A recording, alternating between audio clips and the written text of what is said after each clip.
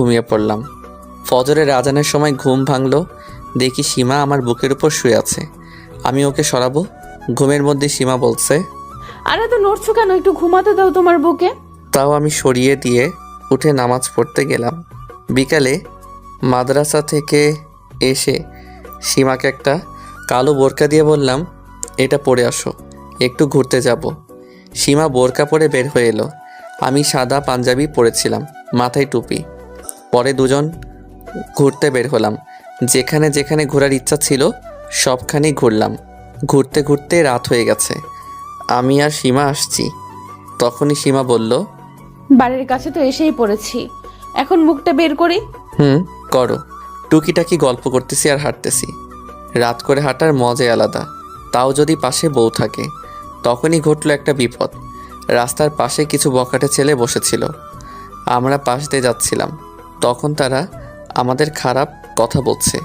আমি প্রতিবাদ করলাম, বললাম এরকম বাজে মন্তব্য করা ঠিক নয়। এক কথায় ঝগড়া বেজে গেল। তখনই অন্য আরেকটা লোক আসলো। লোকটা মনে হয় ধনী, এসে বলল, এখানে কি সমস্যা? বস, এই ছেলেটা তর্ক করছে। তাহলে ওর সাথে মুখে কথা বলস কেন? লাঠির মাধ্যমে কথা বল। ওরা আমাকে মারতে আসছে। তোমরা কিন্তু কাজটা ঠিক করছো না। তোমরা ভুল করো না, তোমাদেরকে কিন্তু পস্তাতে হবে। সীমা ভয়ে চুপসে আছে। আর আমার এই কণ্ঠটা শোনার পর ওদের বস বলল, দাঁড়া তো, ছেলেটাকে আগে ভালো করে দেখি। বস আমাকে দেখার পর চমকে উঠল আর বলল, ভাই আপনি? আর আপনি কেমন আছেন? আপনাকে অনেক খুঁজেছি একটু কথা বলার জন্য। ভালো আছি। ভাই মাফ করে দেন, আমি চিনতে পারি নাই যে আপনি এটা। বস, এর কাছে মাপ চাওয়ার কি আছে? এত বেশি বুঝোস কেন? তোরা মাপ চা। না, মাপ চাবো না। জীবনকে হারাতে চাস নাকি? আমার কথা শুনছিস না? তাড়াতাড়ি মাপ চা। পরে ওরা মাফ চাইল। আমি বললাম, ওদেরকে সাবধান হয়ে থাকতে বলো। আগের রূপে ফিরে গেলে কিন্তু সরকার পর্যন্ত নড়িয়ে দিব। ঠিক আছে ভাই, এরকম হবে না। পরে আমি সীমাকে নিয়ে চলে আসলাম। সীমা তো পুরোই অবাক আমার রাগী চেহারা দেখতে। সীমা শুধু ভাবছে আমার কথাগুলো।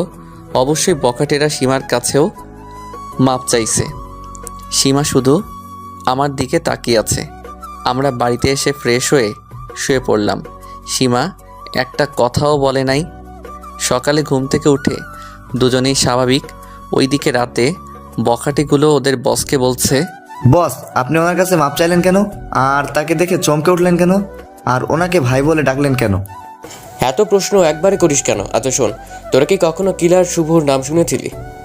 সত্যি শুনছিলাম, তখন তো আমরা এসব এর ভিতর ঢুকি নাই। শুনছিলাম সে খারাপ আর ভয়ঙ্কর ছিল, অনেক লোককে মেরেছে। ওর নাম বাচ্চাদের ঘুম পাড়াতো। মায়েরা সন্তানকে বলতো, বাবা ঘুমাও, শুভ আসতেছে। কিন্তু তুমি ওখানে ওর নাম বলছো কেন? আরে ওই হলো কিলার শুভ। ও 15টা ক্যারেটে জানে, তোদের মতো 5 জন ওর কাছে হাতের ময়লা। কিন্তু যে গেল, তাকে দেখে তো মনে হয় না সে খুন খারাপি করতো। তাকে দেখে তো হুজুর মানুষ মনে হয়। শুভর জীবনে অনেক কিছু ঘটে গেছে, যার কারণে সে আজ হুজুর। কি ঘটনা বস? অনেক বড় ঘটনা, যেটা এখন বলতে পারবো না। চল বাসায় চলে যাব।